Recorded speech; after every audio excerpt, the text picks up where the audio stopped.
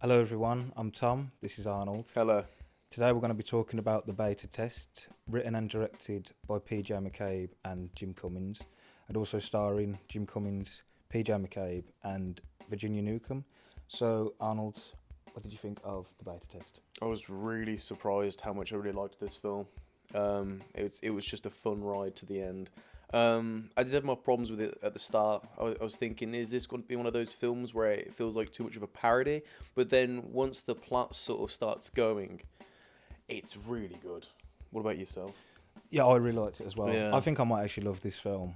This it could be one of my favourite films of the last few years. Yeah, to be no, honest. same. I did not expect this to be like good. Like, you know, when you watch films and you have an idea of what it's going to be about, even like just watching the first few minutes, you're like, but like it completely takes a different turn, and I just love that. It's so rare nowadays. Yeah. There's the first time I watched it through, I did like it, but there was something kind of missing from it. And then there's one scene, like practically towards the end and at the end of the film, where everything that happened before it was in a new light, and like it completely changed my sort of understanding of the character, of his motivations, like so good. And I cannot believe this is on Wikipedia, so it might not be true, but the budget for this film was 250,000, which is unbelievable. Absolutely unbelievable, because I've seen films which are like 5 million, sometimes even 10 million, And look which like dog shit. yeah, and they don't look as good as this film. No. There are some shots which you can kind of tell maybe it is sort of on the lower budget side, but overall, when I read that it was under a million, I could not believe it. He's a really good actor. I think he's good for facial expression. Oh yeah, that sort of like rage behind the eyes, and like sometimes it comes out. He's always on the edge. Yeah, very, very. He does that sort of, you know, fake personality businessman so well. Yeah, he does remind me a bit of sort of 90s Jim Carrey. Yeah, a bit. I was just thinking that. But honestly, I actually think he's a bit better than Jim Carrey. Like, he plays that sort of, because I think a part of the film is supposed to be slightly comedic. Oh yeah, definitely. Yeah, there's a running joke where he keeps telling people that he's the police, but he does it badly. And then by the end of the film, he sort of says that, I'm an agent. It's quite good. It's like it's like a subtle joke. But yeah, like overall, I thought this film was so good. It's just it's really clever the way it's written as well. Yeah. So the film follows Jordan Hines, played by Jim Cummings, who one day gets a random letter inviting him to an anonymous sexual encounter, no strings attached. And he sort of ums and ahs about it, but eventually he goes, and that sort of moment sort of spins off into like a kind of mystery, like how did this happen, who set this up. But there's also sort of like this overarching thing of just sort of this character who's kind of like this arrogant, sort of stuck up. It turns into a cathartic journey where he becomes aware of his own self and his actions and his relationship with his wife, his friend, his colleagues. So yeah, this is like the sort of 2010s version of American Psycho, where American Psycho sort of dealt with that 80s businessman, whereas this sort of deals with the sort of Me Too movement and sort of, cancel culture. There's a few references to sort of Harvey Weinstein, and sort of even China's involved. Yeah, all that kind of stuff. Like there's mentions of Marvel. Jacqueline, was I taken off of the email chain with Marvel? There's also a lot of mentions of something called the WGA, which is a Writers Guild of America, which is a writers' union. And it's quite funny because they mention about that. And in 2019, which is the film's not really set in any particular time. It feels like it's sort of near future, maybe 10 years into the future. But in 2019, which was 2 years before this film, the WG actually sued 4 major agencies, which is the CAA, ICM, UTA, and WME, I think. And they actually sued them over these packaging deals, which is mentioned in the film a lot. And I'm not going to go into what it is because honestly, I don't really understand it. But it is just a way of these agencies to rob money off people, to make things, and then they make a profit, but nobody else does. And like, there is a lot of mention of that. So the film, I feel like Jim Cummings and maybe sort of people involved with the film maybe have had to deal with this type of thing in the past, and maybe have had to deal with people similar to Jordan in the film. See that. So yeah, I do like this sort of weird realism as well that the film sort of presents. Raymond, Jordan Hines, how are you?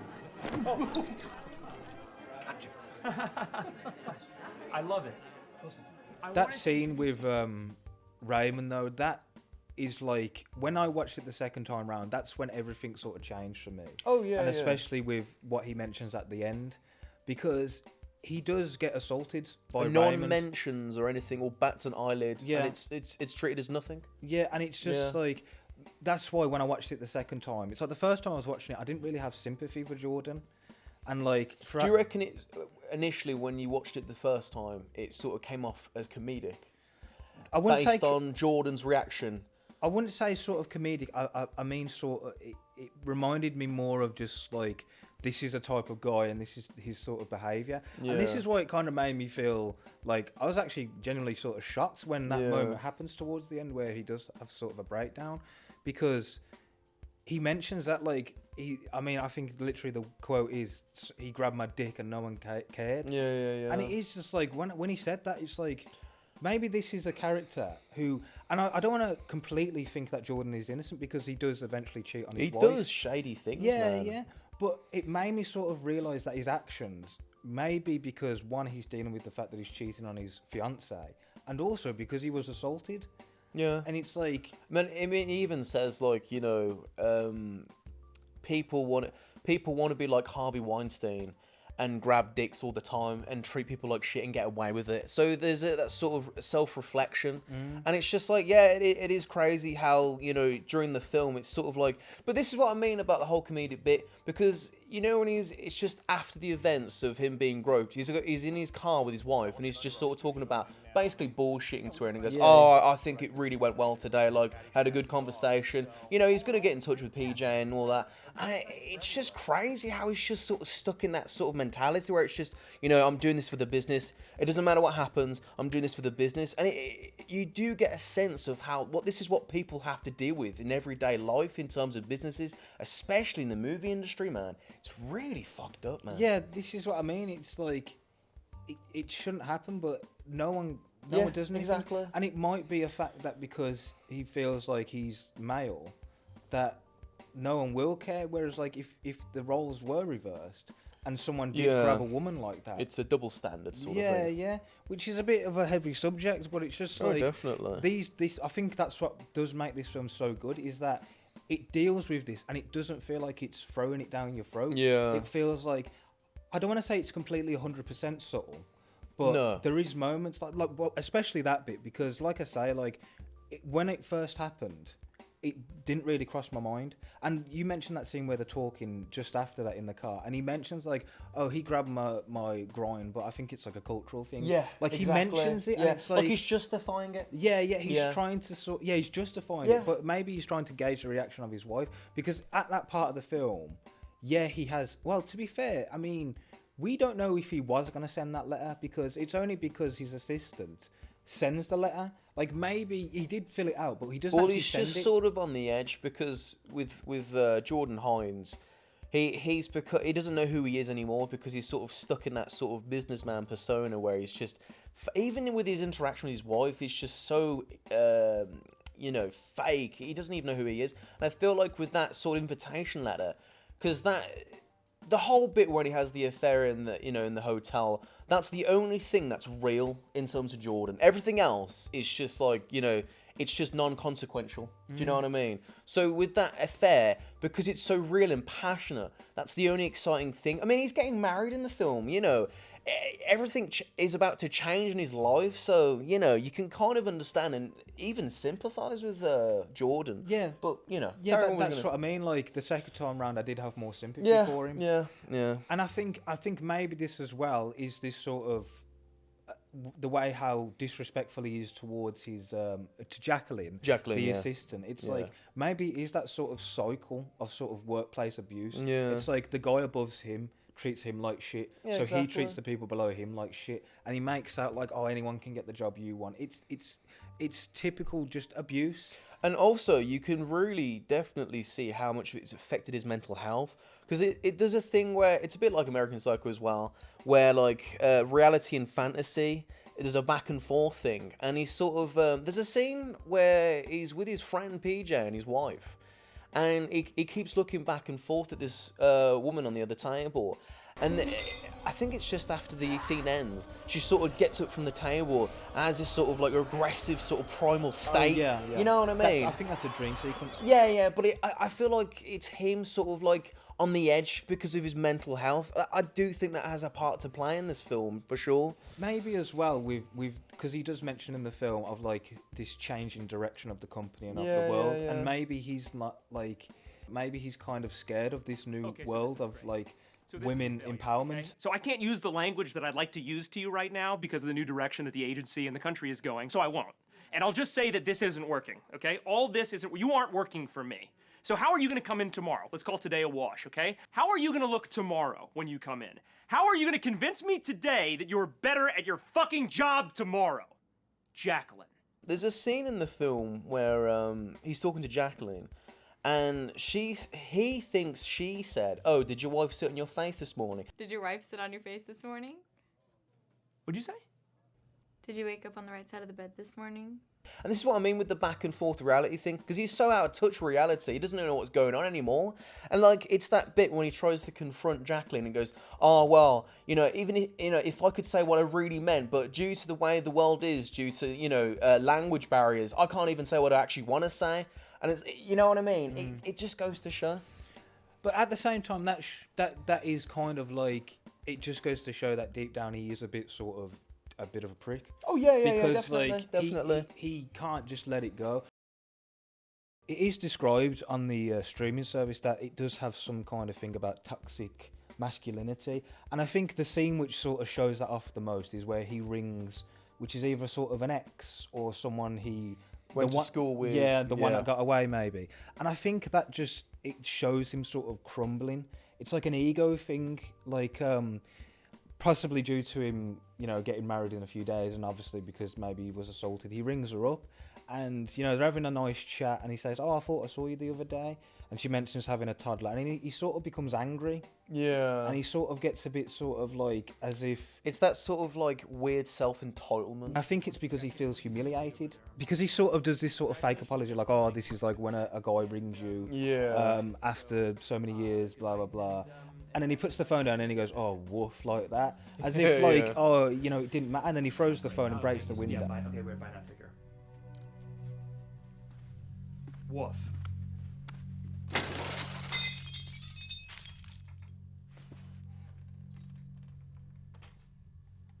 Hey, Jacqueline, perfect timing. It's kind of plays sort of comedic the way she sort of rises up, but when you think about it, that is not a good work atmosphere. No. Imagine if your boss breaks glass and breaks windows and, you know, gets angry. I mean, it's bad enough that you just had an argument with him and then suddenly the glass smashes. Yeah. It's just uneasy. And I think this is sort of throughout the film him sort of crumbling and becoming self-aware. And like you said. Hit the nail on the head there. Yeah. He's three-dimensional in his character growth, and I really like that. He's one of the best characters in a film for a while. Oh, trust me. You see all aspects of him, and it's just like, he is such a human character. It's great, man. And like, you know, even his wife calls him out on his bullshit, and you know, he still feels like he's the victim in all this, and that's what takes the piss in terms of Jordan Irons. And then when you get to the ending, that scene when he like breaks down, is just so The unions good. get involved, we're fucked. They're never gonna let us take all the money. Why do we think they're gonna let us take all the money? PJ explained it to me. We're becoming travel agents. Raymond grabbed my dick at that party and nobody did anything about it. We kept working with the guy. Why do we keep working with these guys? Because nobody knows what's going on! And everybody still wants to be Harvey! We dress nice! We want to shout at subordinates and fuck people and get away with it! Jim Cummings is so good as an actor. No, like, trust me. unbelievable. Like them little sort of breaks and those twitches and Yeah, and when he's like, yeah, oh, I yeah. can't. He says, I can't wait to start grabbing dicks, and he has that sort of like flash. And I think there's even like a flash of like a news article where it says Jordan Hines. I'll have to probably freeze frame it on there. Honestly, unbelievable. You know what it is? I feel like, you know, if someone was to watch this film when he breaks down, some people could say, oh, that's like a soapbox moment where he's like, is he lecturing us? It's like, it doesn't even feel like that. You know what I mean? It's a cathartic moment for Jordan. He goes, oh, I'm addicted to nicotine. You know, I've started drinking again after like 5-year break from it. It's just so good. And, you know, he even accepts death as soon as he sees his fiance's scissors in her hand. He goes, yeah, go for it. I actually fucking deserve this. It's like an admission of guilt, like Yeah, a confession. yeah, and he doesn't want to be ashamed. He's sick of having to hide all this behind a fake persona. I love it, man. It's like, great. honestly, It's sick, man. Honestly, it's just when because it feels so real. It feels so real. Definitely. This is a man who's like having a crisis. Yeah, and even you know what's great as well. Even his wife's like, "I forgive you," and I think, you know, I feel like with a film like that, with so much cynical in the world, and it needed that sort of ending where, you know, because his wife did have an affair as well. She had an invitation as well. Yeah, I want to mention that in a bit, but just on this scene as well, it's just Hold that thought. I honestly had to, after this film had finished, I actually had to watch an interview with Jim Cummings just to see what he was like as a person, and luckily he seems like a decent guy, because I honestly believed That's good too. Yeah, because he's so into his role, you Yeah. almost think, is he actually playing himself? There's a thing I noticed in the film as well, and it's all about imagery and how people are obsessed by their own image and how they try and maintain their own image. So there's a scene in the restaurant with PJ and his wife and Jordan and his fiancée, and PJ's wife mentions a story about a couple that's just come back from a flight, and she mentions that she has like a stab mark somewhere, like she's trying to hold in the bleeding. And obviously it's implied that they've had this argument, but they're so committed into this sort of persona where we're the best couple on earth that it's crazy how people are willing to go out, you know, they're willing to sort of sacrifice their mental health and physical health. just so they could maintain their image. Careers where image is everything, and she just didn't want anybody to know that they'd been fighting. Isn't that insane? The trouble is, it's not about what happens. It's the fact that if they get caught, it stays on record, because it's consequences that won't go away, and it's this sort of competition where people mislead each other into thinking, look how great my life is. They're only showing you a certain side of how good their life is. I feel like there'll be a lot more, and just to mention something not similar, but has I just want to mention it basically. But Bo Burnham's Inside like has a lot to do with like internet culture and sort of that kind of stuff, and I feel like we will get a lot more films coming up which will deal with internet culture, because as well, I'm not particularly fond of this scene. It's the scene where his friend talks about sort of social media, and the reason why I don't like it is because I feel like, yeah, the film is 100% subtle, but it feels like that scene is just such an info dump. And for the rest of the film, it feels a bit like it's just telling the audience, and, you know, Facebook has been collecting all your data. Yeah, and that's what I didn't like. Then, all the way till now, that's all been saved by these companies. And then in 2013, they started allowing other companies to use that data to target you as a consumer for all your specific interests and behaviors. Every like on Twitter you've ever had, that's all public. You can go on anyone's social media account and see everything they've liked from the beginning. Now, all of that data is scrapable, meaning someone could come up with a program that would compile all of that data from your complete online digital footprint and use it to better understand you and how to get to you. It's just that one scene where they are in the bar where it did feel like a bit like a lecture. The rest of the film did feel quite good. I didn't really get that, to be honest, because to me, like you said, it was just a sort of exposition dump. What, you know, the sort of the main motivation as to why this is happening to people. Like, it makes sense. It needed that. Do you know what I mean? Because, like you said, you've got to be. To me, this film is kind of like a document through time, where you look back on this film and it goes, that was what was happening at the time. And with an exposition dump, it's like, yeah, it's fucked up how like social media companies like Facebook is literally selling your data to other companies just so they can sell you more stuff. Do you know what I mean? It is common knowledge, but you do need to address it. Yeah. But I'll just counter that, yeah. All right. We've compared this to American Psycho, and we've even said this is kind of the modern equivalent of it. Yeah. Now, you might tell me this because I can't remember the whole film, but there doesn't seem to be a bit where we have like an exposition dump of why, like, what is it, Patrick Bateman. There's no sort of real reason why Patrick Bateman is there. There's no info dump of like 80s culture. It's very ambiguous. That's what I mean, and I feel like... Would you have preferred it was a bit more ambiguous in that sense? I just feel like they could have done a similar scene where Jordan isn't as like tech savvy as his mates. Yeah. But like, so Jordan doesn't realise that him going through these people's profiles and liking pictures, it's all being collected. Yeah. I just feel like that scene could have been done a lot more subtly. You know what I mean? Like he could have said, you know, all them things you've been doing on Facebook, they collect them.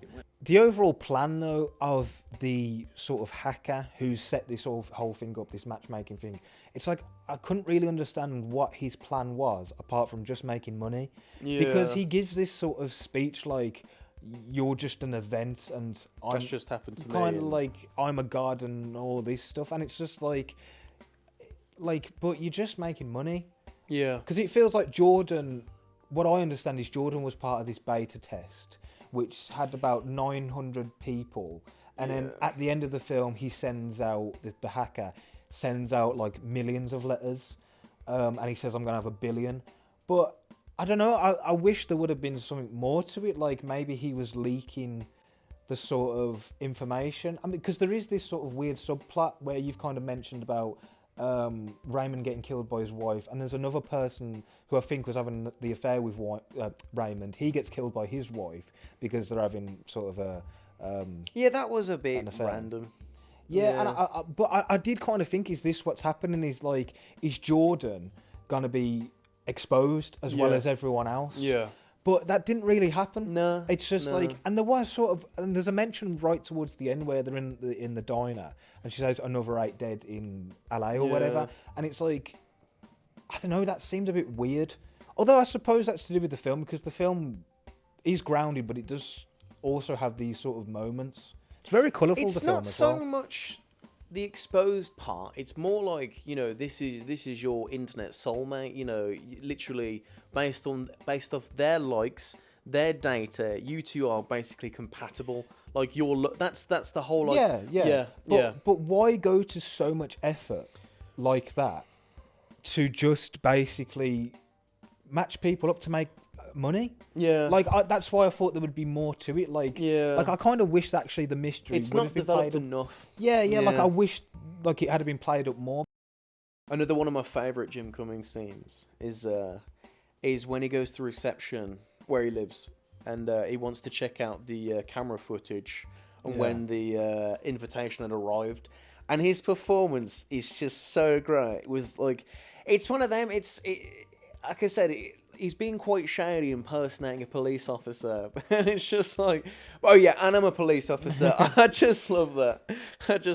But it's just like, you're so invested into this, like you want to find out what's going on, man. Just based off his performance, that he honestly, he's the main drive of the film, and I think without a strong lead, I reckon this film wouldn't have been as good. I'm one of those guys you never have to worry about. I didn't complain when people started Airbnb out their apartments or when the hot tub was cold for a fucking month. I'm not going away. I'm not uncomfortable. My clients enjoy spending time with me. Let me see security camera footage from the 22nd of February, and I won't spend thousands of dollars having an Indian click farm bomb your fucking apartment complex on Yelp. It's right through that door. I know exactly where it is. Now, is there a problem here? Where's the best place to send a lawsuit? This is why I am really interested in these other films that he's done, because I'd like to, well, I hope that he's very different in the other films that he's in. Yeah. Because he does seem like a an actor who could. He could have the range. Yeah, he could do a lot of things. That bit as well, where he meets the courier and he gets all the letters. I love that. Shut the fuck up. I'm sorry. Yeah. Help! Shut the fuck up. Shut the fuck up. Okay, I'm sorry. That yellow one is actually addressed to him. Yeah. Like, we see a flashback sort of later on in the film where he meets that hacker. And it's quite rewarding, that. Yeah. I actually, the second time I watched it, I paused it on that moment, and yeah, it is actually his. Yeah. It's not like they did it later on. No. That is actually addressed to him. Oh, you can just tell they thought long and hard about this film, and it's just such a meticulous effort. With the ending particularly, though, there is just sort of two things. I've mentioned kind of like, was this all just to make money? But it seemed like it was supposed to be more than that, but that's what I got out of it. And also I thought that his wife also cheating, I don't think that really added anything. Yeah, and what I didn't like as well, the bit in the diner scene where she's holding her belly implying that she's pregnant, like, that was a bit fucking random. I didn't like that. Was that... That might be... Maybe if we think of this like positively, maybe that's him when he has a child, that he'll... The consequences of his choices. You know, because he's having a child, you know, maybe he'll grow up as a person and take responsibility and not be just an awful bastard. But I feel like with that confession scene, that was enough. Yeah, but then we also have the little note from the waitress. Even he looks at her as he's leaving, so it just goes to show that, yeah, he has sort of confessed and he has admitted guilt, but he's not 100% innocent. That's true. And like we've said, like, he does get assaulted earlier on in the film, and like maybe that does have something to do with his motivations in the film. But like I say, this guy isn't 100% innocent. He's a bit shady. He's abusive. Well, he mentions all this. He doesn't even mention, like, he doesn't even go to the authority about the murder that he obviously knows about with the neighbour, Louise Rafferty. So there's that as well. I'm not sure if that's just like they just didn't write that into the plot. You know what I mean? Overall, I mean, the film, I loved it. I can't wait to see the next film from Jim Cummings and PJ McCabe. And we haven't really mentioned PJ McCabe. I mean, he's a good actor in the film. I don't know how much input he had on the writing and directing of the film, but yeah, I mean, I can't wait for the next one that he brings out, and it might be next year, it might be this year, because I mean, he's released films pretty frequently. But in terms of this film, yeah, I loved it. Like, brilliant acting, great story, ending, and the whole plan is a bit what, but overall really great. Is there anything you want to say about this? You've pretty much said what I've wanted to say. Yeah, I think as a film, it's a good film for like a character study, and I can imagine there'll be loads of YouTube videos, because you'll have like a cult following, and it'll be kind of like a Patrick Bateman scenario where there'll be YouTube essays talking about the cathartic experience of Jordan Hines and all that. So yeah, I think overall the film's pretty amazing. It's rewatchable, it's quotable, and I do think Jordan Hines, in terms of his career, though, I feel like he's getting started. I feel like he hasn't quite reached his peak, and I feel like once he gets to the same level as I don't know, The Lighthouse or Hereditary, then we'll see the sort of director and actor in terms of who he is and what he's capable of. So I'm excited, and that's all I've got to say. Do you just realise that you said Jordan Hines instead of Jim Cummings? Damn! This is how good of an actor he is, man.